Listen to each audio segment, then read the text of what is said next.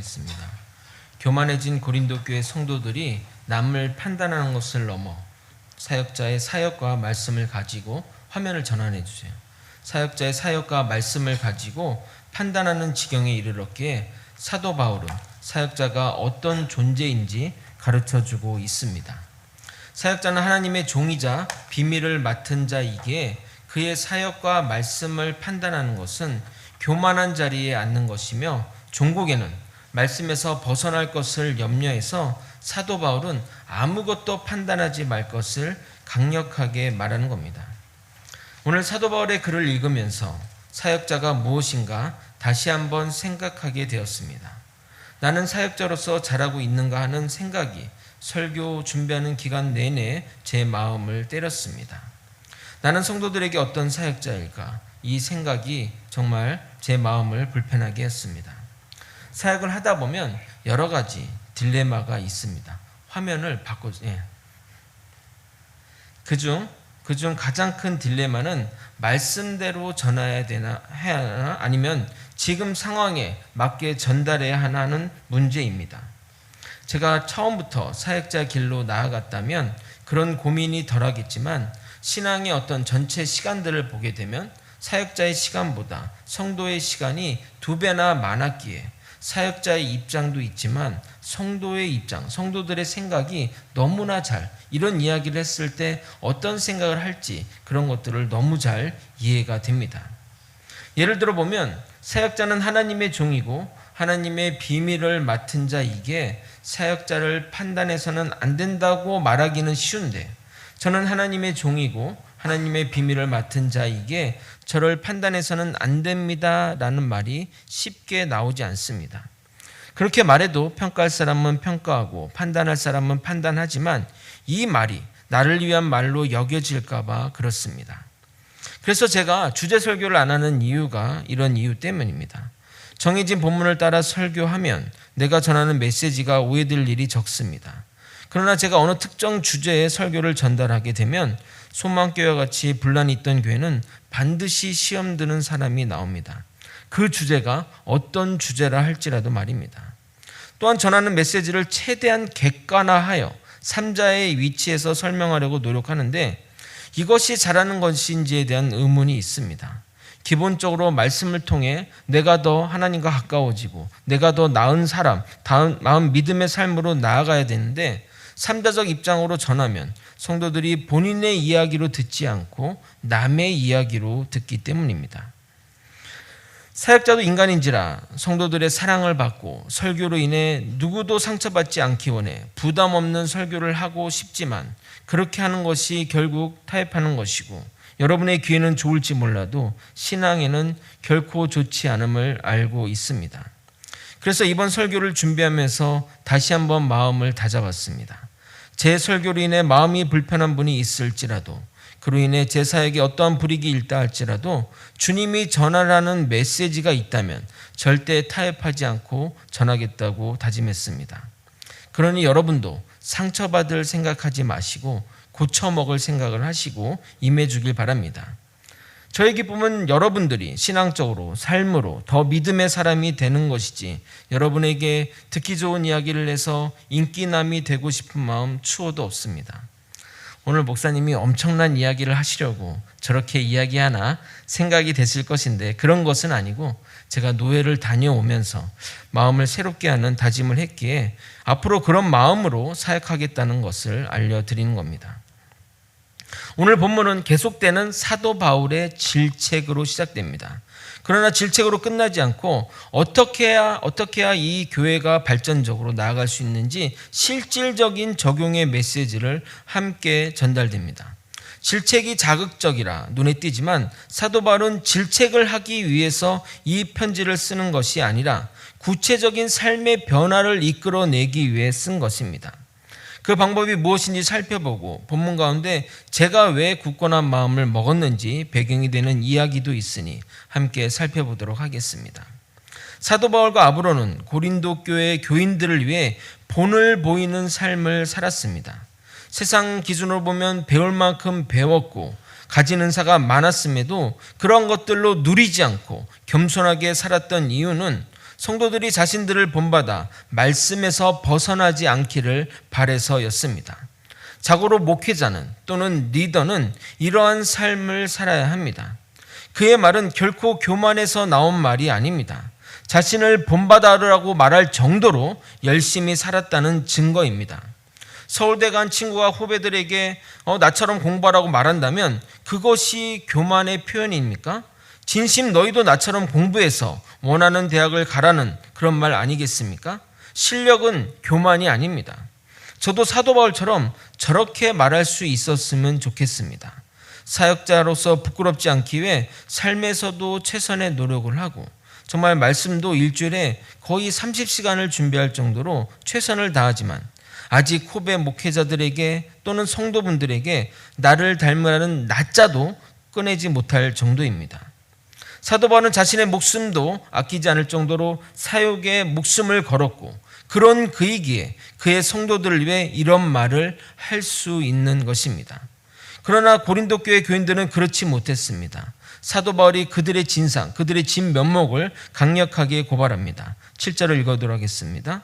누가 너를 남달리 구별하였느냐? 내게 있는 것 중에 받지 아니한 것이 무엇이냐? 내가 받았은즉 어찌하여 받지 아니한 것 같이 자랑하느냐? 누가 너를 남달리 구별하느냐? 이 말은 하나님이 고린도 교회 성도들을 멸망받은 자로부터 구별하여 주셨기에 그것을 물어보는 것입니다. 또한 그들이 이 땅에서 누리는 풍요로움과 영적 은사는 다 하나님이 주신 것입니다. 이런 하나님의 은혜를 아는 자는 삶에서 감사가 넘치게 됩니다. 감사는 하나님이 주시는 은혜의 크기와는 상관없습니다. 동일한 은혜를 부어줘도 어떤 사람은 입술에 감사가 넘치고 어떤 성도는 불평의 삶을 살아가기에 그렇습니다. 그와 반대로 자신의 누리는 것들이, 자신이 가지고 있는 이런 것들이 자신의 능력이나 타고난 운명이라 믿는 자는 반드시 교만한 자리에 서게 되고 그 교만한 자의 특징이 바로 자랑을 한다는 겁니다. 과거 사업을 할 때 친한 변리사 친구가의 소개로 자칭 상위 1%의 모임에 나간 적이 있습니다. 그런 모임이 어떤 모임인지 궁금하기도 했고 얼마나 잘난 사람인지 궁금하기도 해서 참여하게 되었습니다.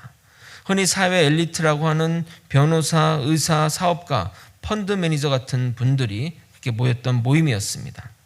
몇 번 골프 모임에 참석했는데 왜 이들이 이런 모임을 만들었는지 깨닫게 되었습니다. 처음에는 비즈니스적으로 서로 도움을 주고받기 위해 그들만의 커뮤니티를 만들었다고 생각했는데 그게 아니었습니다. 서로 돈 자랑하려고, 서로 잘난 척하려고 만나는 겁니다. 그 모임에서 내가 돈 자랑을 해도 또 잘 나가는 것 자랑해도 전혀 불편하지 않기 때문입니다. 그래서 자신의 골프채 하나가 몇 천만 원 한다고 이렇게 전혀 거침없이 말하는 겁니다. 기본적으로 인간은 자기 자랑을 너무나 하고 싶어하는 존재입니다.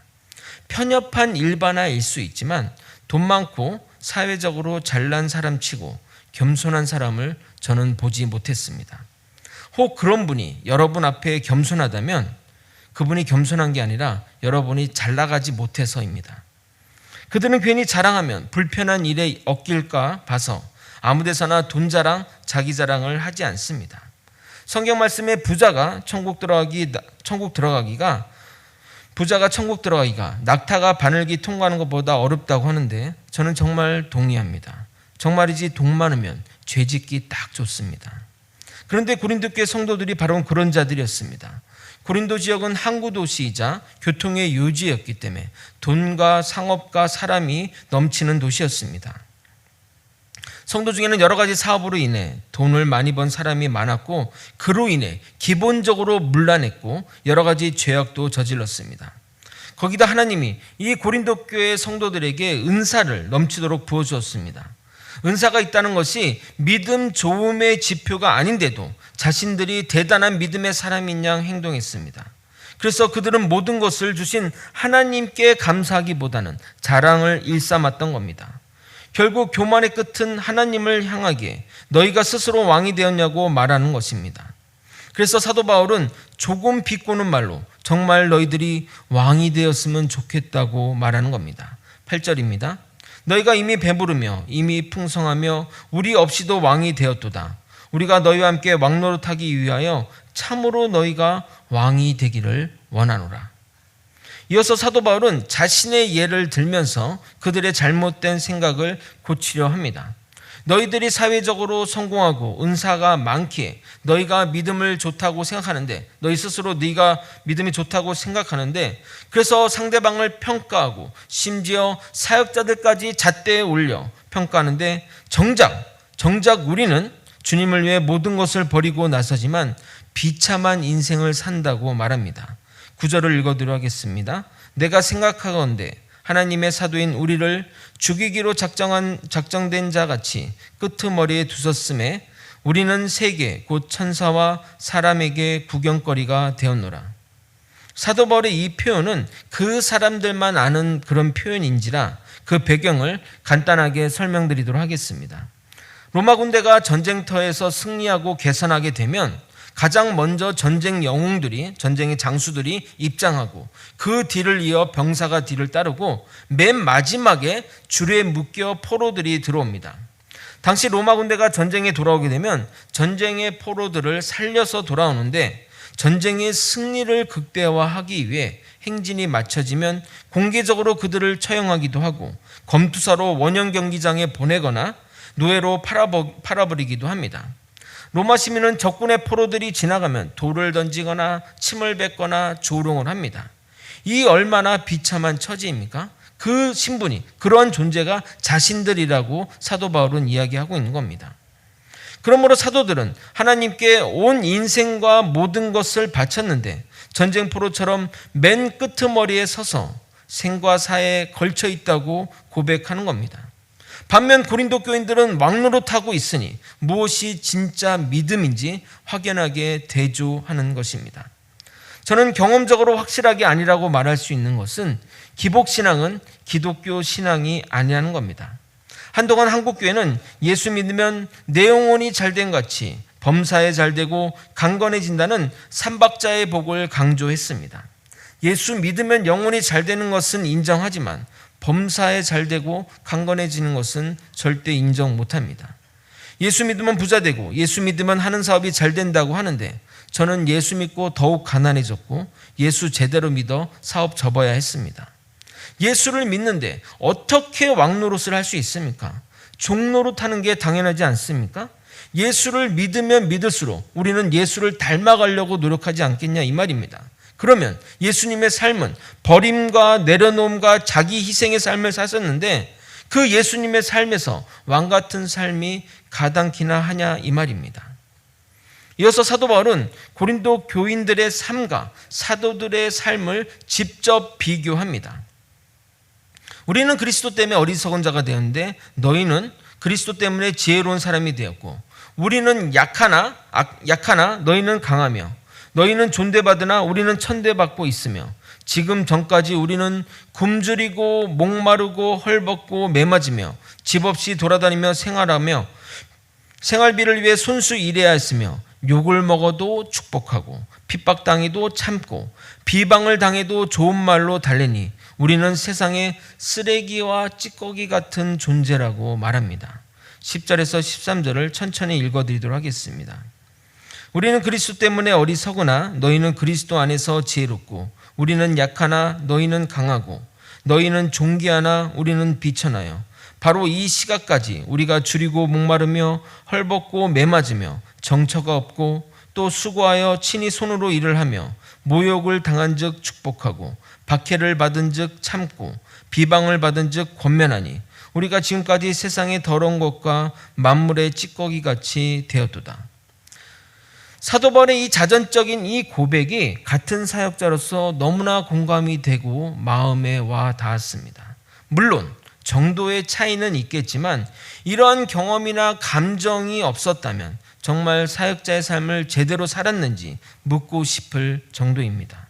여러 가지 할 말이 많지만 혹여나 자기가 될까 삼가하지만 사도 바울의 이 고백이 우리 사역자들의 고백이라 말하고 싶습니다. 바울은 이제 질타를 멈추고 현실적인 해결책을, 애정을 가지고 전달합니다. 사도 바울이 이렇게 하는 이유는 너희는 나의 영적 자녀이기 때문이라고 말합니다.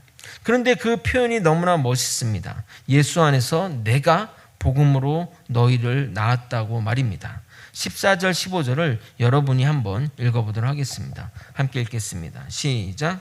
내가 너희를 부끄럽게 하려고 이것을 쓰는 것이 아니라 오직 너희를 내 사랑하는 자녀같이 권하려 하는 것이라. 그리스도 안에서 1만 스승이 있으되 아버지는 많지 아니하니 그리스도 예수 안에서 내가 복음으로써 너희를 낳았음이라. 그러니까 사도 바울이 너희를 어린아이 같다, 너희들 왕 됐으면 좋겠다 이렇게 이야기하고 질책하는 것은 정말 너희를 부끄럽게 하고 망신 주려고 하는 것이 아니라 너희를 사랑하기 때문에, 너희를 자녀같이 생각하기 때문에 전하는 메시지라고 쓰고 있다는 겁니다. 사도 바울은 아버지의 마음으로 그들을 훈계하고 그들의 잘못을 말하는 겁니다. 여러분도 아버지로서 또 어머니로서 자녀들에게 훈계하지만 그 마음이 어떤 마음입니까?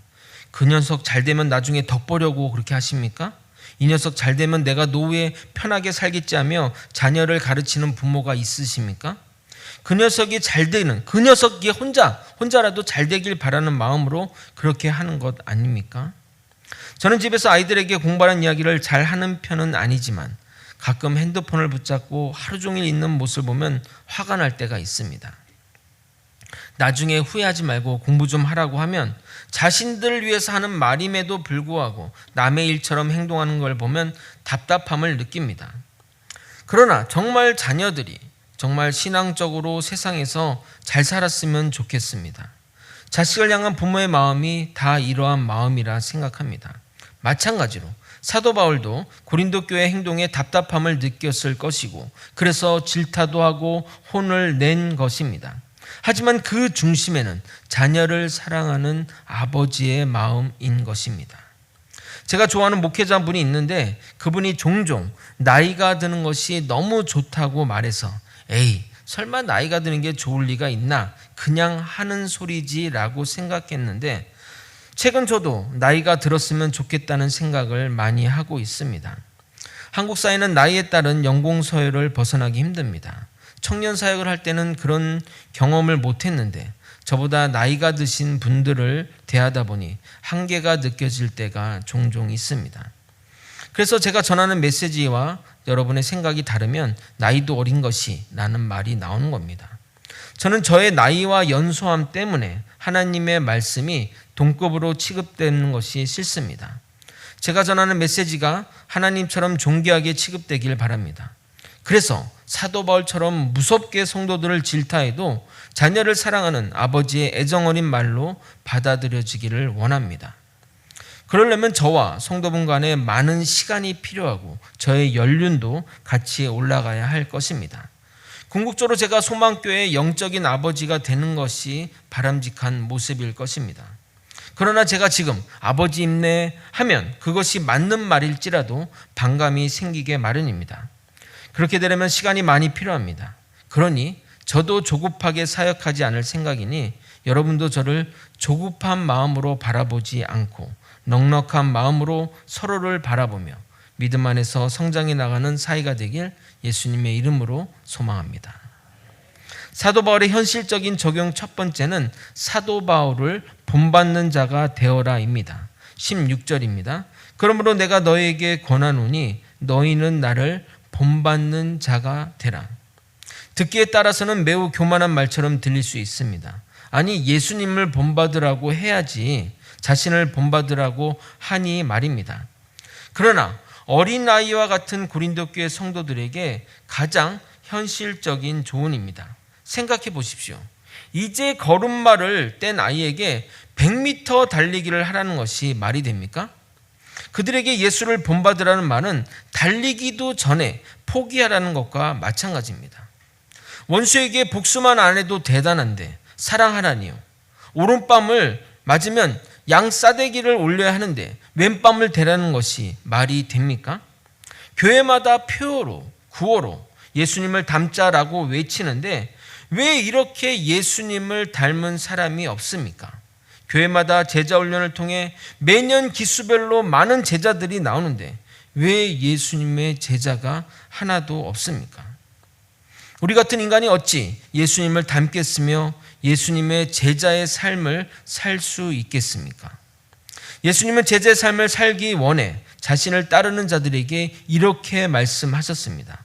마태복음 10장 37절에서 39절입니다. 아버지나 어머니를 나보다 더 사랑하는 자는 내게 합당하지 아니하고 아들이나 딸을 나보다 더 사랑하는 자도 내게 합당하지 아니하며 또 자기 십자가를 지고 나를 따르지 않는 자도 내게 합당하지 아니하니라. 자기 목숨을 얻는 자는 잃을 것이요 나를 위하여 자기 목숨을 잃는 자는 얻으리라. 이 말씀은 비유의 말씀이 아닙니다. 예수님의 제자들 모두 자기의 모든 것을 버리고 순교자로 생을 마감하였습니다. 그런데 자신에게 조금 불리하거나 자존심 상하게 하거나 불편한 이야기만 해도 눈도 마주치지 않는데 어찌 제자가 될 수 있겠습니까? 우리 교회는 계속 하나님을 알자 또는 예수님을 알자 성령님을 알자 이게 한 해의 주제가 될 것입니다. 예수님을 잘 알지도 못하는데 어떻게 하나님을 닮자고 이야기하겠습니까? 그러므로 사도 바울이 자신을 본받으라는 이 말은 절대 교만의 말이 아닌 현실적인 조언인 것입니다. 우리가 군대에서 줄을 맞출 때 바로 앞사람을 보고 줄을 맞추지 맨손들을 보며 맞추지 않습니다. 우리의 최종적인 목적지는 예수님이지만 그 길로 나아갈 때 누군가를 모범 삼아 그의 뒤를 따라 나아가야 합니다. 우리 청소년들이 손오목 목사님을 따라 예수님을 닮아가려고 노력하듯이 우리 성도들도 저를 따라 예수님을 닮아가려 노력해야 합니다. 그래서 나이가 얼른 들었으면 좋겠다고 말한 것입니다. 그러나 정말 믿음의 사람은 목자의 나이를 보지 않습니다. 군에 가면 이 신우의 모임들, 그 믿는 사람들의 모임들이 있습니다. 그 모임 중에는 장군들이 모이는 모임이 있습니다. 군에서 장군은 정말 하늘 같은 존재여서 저는 군 생활할 때 장군님 얼굴조차 본 적이 없습니다. 그래서 장군을 스타 계급장을 붙이고 스타라고 하는 것이 아닌가 생각합니다. 군에서 전설적인 이야기들이 내려오는 이야기들이 있습니다. 장군이 탄 차량이 지나가는데 100m 떨어진 초병에게 장군을 향해 격려했는데 그 소리가 장군에게 들려 그 초병에게 휴가를 주었다는 믿거나 말거나 같은 이야기가 있습니다. 그래서 장군 차만 지나가면 힘을 다해 격려하려고 했지만 본 적이 없습니다. 그런데 그런 장군들이 여러 명이 모여 예배를 함께 드리니 얼마나 대단한 모임입니까? 예배 후에 식사를 도우러 갔던 병사가 긴장하며 대기하고 있는데 갑자기 대위 한 분이 들어오는 것입니다. 그래서 장군들이 벌떡 일어나 인사를 하는 겁니다. 그 대위분은 오늘 예배를 인도하시는 목사님이셨습니다. 군에서 장군과 대위는 할아버지와 증손자처럼 멀고 먼 너무나 먼 관계입니다. 장군의 비서가 소령일 정도이니 대위는 정말 눈에 안 보이는 존재입니다. 군과 같은 계급사에서도 아무리 목회자일지라도 장군이 뻘떡 일어나는 일은 정말 상상하기 힘든 일입니다. 거기다가 서로 부르는 호칭이 장군님, 대위님 이렇게 부르지 않고 집사님, 장로님, 목사님 이렇게 부르니 도우러 갔던 병사가 신기했나 봅니다. 그래서 옆에 있던 군종병에게 이렇게 말했다고 합니다. 야, 목사 끝발 있네. 대단하다. 장군도 뻘떡 세우니. 하자 군종병이 이렇게 말했다고 합니다. 목사가 대단한 것이 아니라 저 장군님들이 대단한 거야. 거기 있던 장군님들은 사람을 보지 않고 대위 뒤에 있던 하나님을 보았기 때문에 그렇게 행동할 수 있는 것입니다. 이어서 사도 바울은 고린도 교회 해결책 두 번째로 디모데를 보내겠다고 약속합니다. 17절을 읽어도록 하겠습니다. 이로 말미암아 내가 주 안에서 내 사랑하고 신실한 아들 디모데를 너희에게 보내었으니 그가 너희로 하여금 그리스도 예수 안에서 나의 행사 곧 내가 각처 각 교회에서 가르치는 것을 생각나게 하리라. 사도 바울은 편지가 한계가 있음을 알았기에 자신의 분신과도 같은 디모데를 보냄으로써 교회의 분열과 분란을 막고자 적극적으로 행동하게 됩니다. 코로나 때 많은 선교사님들이 국외로 추방되거나 치료 때문에 한국에 돌아오신 분들이 많았습니다. 목자 없는 선교지 중 현지인 후임자를 잘 세운 곳은 그리 문제가 되지 않았지만 후임자를 세우지 못한 선교지는 빠르게 붕괴되었습니다. 그러기에 신앙 공동체에서 목회자의 역할은 절대적이라 하겠습니다. 목회자 없이도 우리끼리 신앙생활 잘하면 되지 생각하겠지만 실상 그리 쉽지 않습니다. 당시 고린도 교회 또한 성장하는 교회하고 계속적인 가르침이 필요한 교회였습니다. 지금과 달리 성경이 개인마다 이렇게 있는 시절이 아니라 양피지에 기록된 구약 성경만 있을 뿐이고 그것도 소수의 사람에게만 있던 시절입니다. 당연히 제대로 된 교재나 말씀이 존재하지 않았습니다. 당연히 신약 성경도 없었습니다. 그러다 보니 성도들마다 의견이 다르고 어떤 사도는 이렇게 말했네, 어떤 목회자는 이렇게 말했네 라고 하며 혼란스러워했던 겁니다. 그래서 본문에도 사도 바울이 가르친 것을 디모데가 생각나게 할 것이라고 말하는 겁니다. 그러기에 고린도 교회의 분란과 분열을 끝내기 위해서 반드시 목회자가 상주하며 그들을 양육해야 했던 겁니다. 고린도 교회 성도들의 교만의 문제가 분열의 직접적인 목적이지만 그들을 담당할 목회자가 없었던 것도 간접적인 원인이라 하겠습니다. 그리고 마지막으로 사도 바울이 고린도 교회에 가겠다고 약속합니다. 그런데 그 교회 안에는 이렇게 말하는 사람이 있었나 봅니다. 그들은 바울의 사도권을 부정하고 그들의 연약한 육체를 비아냥거리며 글은 좀 쓰는데 말은 좀 못하더라 라고 공개적으로 말하던 사람들이 있었습니다. 고린도후서 10장 10절은 이렇게 말합니다. 그들의 말이 그의 편지들은 무게가 있고 힘이 있으나 그가 몸으로 대할 때는 약하고 그 말도 시원하지 않다 하니, 또한 자신들의 뛰어난 은사 때문에 사도 바울이 겁나서 오지 않는 것이라고, 와도 자신들과 상대가 되지 않을 것이라고 공공연하게 말했던 것입니다. 이에 사도 바울은 이렇게 말합니다. 18절 19절입니다. 어떤 이들은 내가 너에게 나아가지 아니할 것 같이 스스로 교만하여졌으나 주께서 허락하시면 내가 너에게 속히 나아가서 교만한 자들의 말이 아니라 오직 그 능력을 알아보겠으니, 이 말은 너희가 지혜로 또 은사로 교만한데 내가 가서 너희와 진검승부를 하겠다는 말입니다. 사도 바울은 은사라면 누구에게도 지지 않을 사람이었습니다. 나면서 걷지 못하는 사람을 일으켜 세웠고 죽은 자를 일으켜 살렸던 사람입니다. 사도행전 14장 8절에서 10절입니다. 루스드라에 발을 쓰지 못하는 한 사람이 있는데 남에서 걷지 못하게 되어 걸어본 적이 없는 자라. 바울이 말하는 것을 듣거든 바울이 주목하여 구원받을 만한 믿음이 그에게 있는 것을 보고 큰 소리 이르되 내 발로 바로 일어서라 하니 그 사람이 일어나 걷는지라. 사도행전 19장 11절에서 12절입니다. 하나님이 바울의 손으로 놀라운 능력을 행하게 하시니 심지어 사람들이 바울의 몸에서 손수건이나 앞치마를 가져다가 병든 사람에게 얹으면 그 병이 떠나고 악기도 나가더라. 사도행전 20장 9절에서 11절입니다. 유두고라는 청년이 창에 걸터 앉아 있다가 깊이 졸더니 바울이 강론하기를 더 오래 하며 졸음을 이기지 못하여 3층에서 떨어지거늘 일으켜 보니 죽었는지라. 바울이 내려가서 그에 엎드려 그 몸을 안고 말하되 떠들지 말라, 생명이 그에게 있다 하고 올라가 떡을 떼어 먹고 오랫동안 곧 날이 새기까지 이야기하고 떠나니라. 이 외에도 사도 바울은 정말 놀라운 은사들을 사람들에게 보여주었습니다. 그래서 이렇게 당당하게 외칠 수 있는 겁니다. 세상의 지혜를 따르는 인간의 말이 아니라 하나님의 지혜, 성령의 능력으로 승부하자는 당당한 표현입니다. 그래서 20절 이렇게 말하는 겁니다. 하나님의 나라는 말에 있지 않고 오직 능력에 있습니다. 아마도 사도 바울이 직접 가겠다는 이 말에 많은 이들이 놀랐을 것입니다. 특히 그를 대적하는 무리들은 움찔했을 것입니다. 애써 태어난 척해도 두려움이 몰려왔을 것입니다. 그들에게 사도 바울은 온유하면서 강력하게 마지막 메시지를 전달합니다. 내가 매를 들고 가기를 원하느냐, 사랑과 온유한 마음으로 나아가길 원하느냐라고 말입니다. 매를 들고 가도 사랑의 마음일 것이요, 사랑과 온유의 마음으로 나아가는 것도 사랑의 마음, 아버지의 마음인 것입니다. 21절을 함께 읽도록 하겠습니다. 함께 읽겠습니다. 시작. 너희가 무엇을 원하느냐? 내가 매를 가지고 너희에게 나아가랴. 사랑과 온유한 마음으로 나아가랴. 바울이 고린도 교인들을 온유하게 대할 것인지 매로 대할 것에 대한 결정은 바울 자신이 아니라 그들에게 달린 문제라고 말하는 것입니다. 마지막까지 그들에게 스스로 교만한 마음을 내려놓고 주님의 마음으로 나아가라고 말하는 것입니다.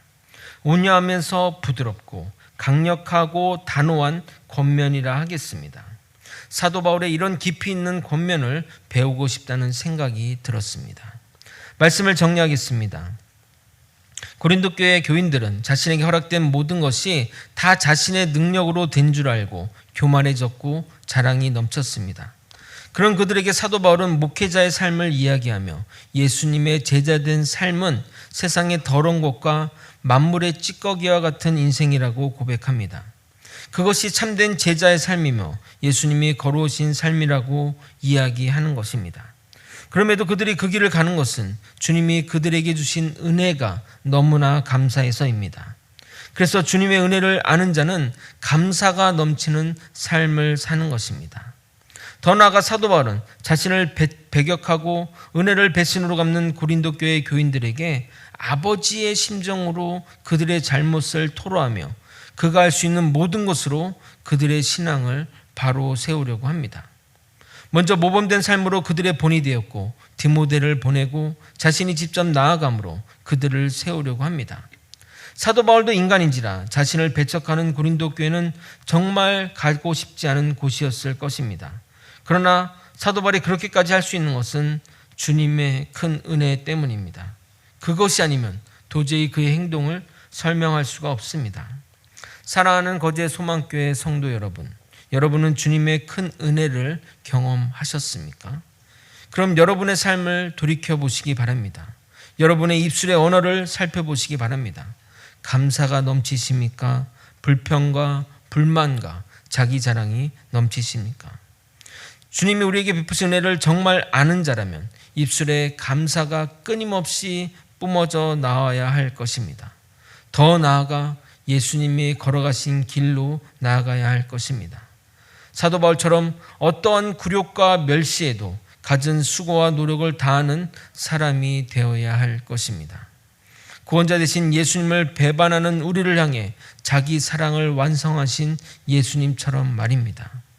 주님의 은혜에 감사하며 주님을 따르고자 나서며 어떤 환난과 시련에도 굴하지 않고 나에게 맡겨진 자들을 주님 앞에 세우는 저와 여러분이 되시길 예수님의 이름으로 소망합니다. 함께 찬양하고 기도의 자리로 나아갔으면 좋겠습니다.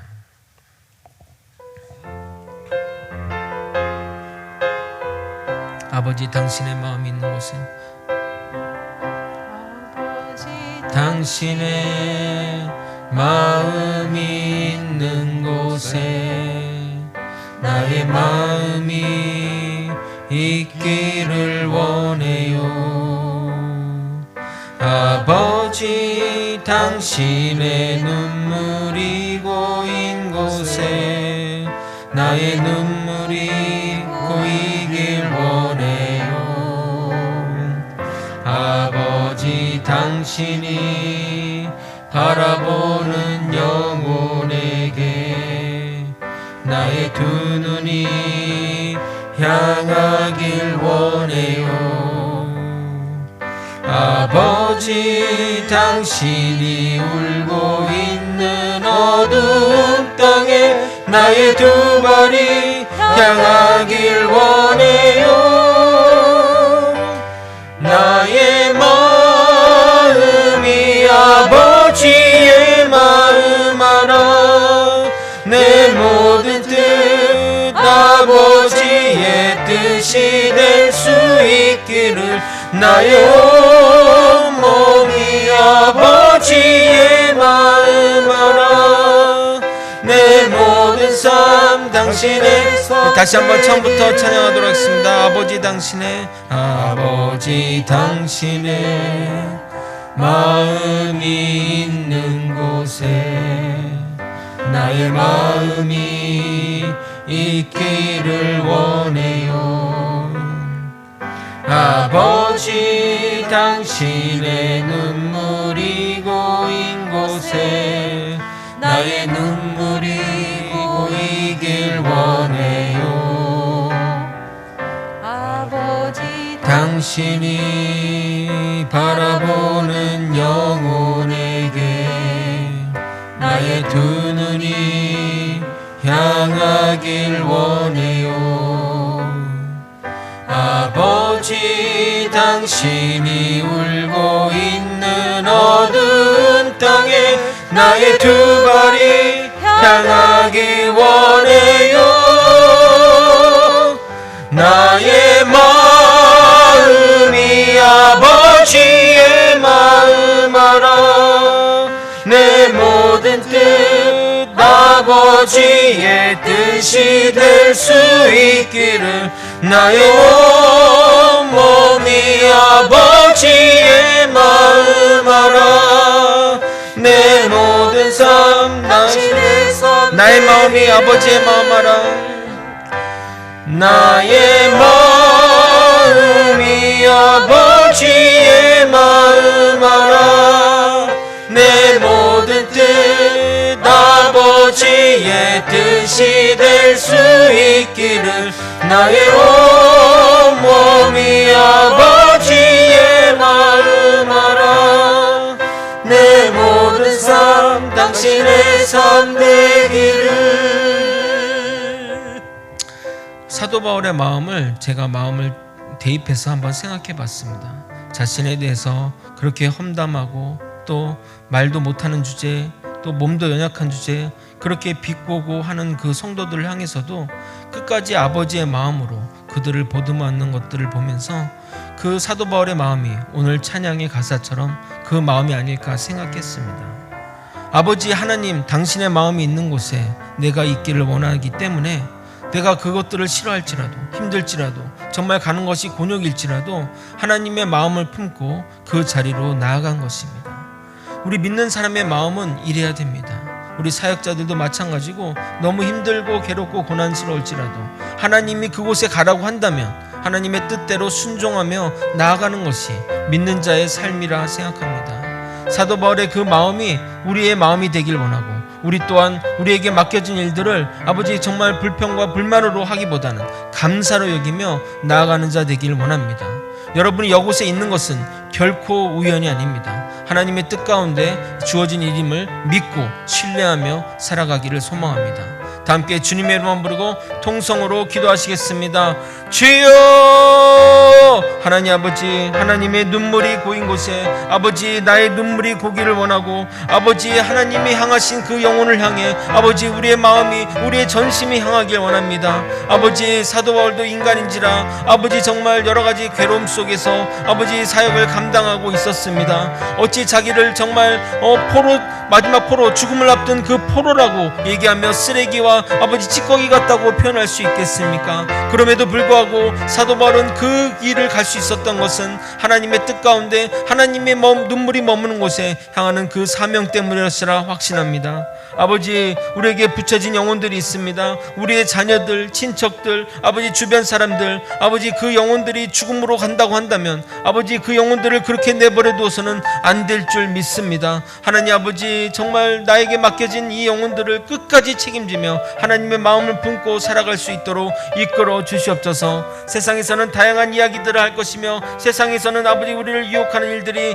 너무나 많을 것입니다. 그럼에도 불구하고 주님 바라보며 내가 간 길을, 내 앞에 선배들을 믿음을 따라서 아버지 나아갈 수 있게 도와주시옵소서. 주님의 눈물이 머무는 곳에 나의 눈물이 있기를 원하고, 주님의 마음이 있는 곳에 내가 있기를 원하는 이 믿음의 고백을 우리가 하나님께 올려드릴 수 있도록 이끌어 주시고 인도하여 주시옵소서. 아버지의 마음, 그 하나님의 마음이 우리의 마음이 되길 원합니다. 주님의 뜻으로 국률하게 사람들을 바라보며 하나님의 뜻 가운데 복음의 말을 실천하며 살아갈 수 있도록 이끌어 주시옵소서. 저뿐만 아니라 우리 거제 소망교회 성도들 모두 이런 마음으로 하나님의 일들, 주어진 일들을 감당하는 아버지 사람들이 되게 도와주시옵소서. 결코 교만의 자리에 서지 않으며 자랑하지 않으며 하나님 뜻 같되 아버지 하나님만 높여드리며 살아가는 우리가 되게 도와주시옵소서.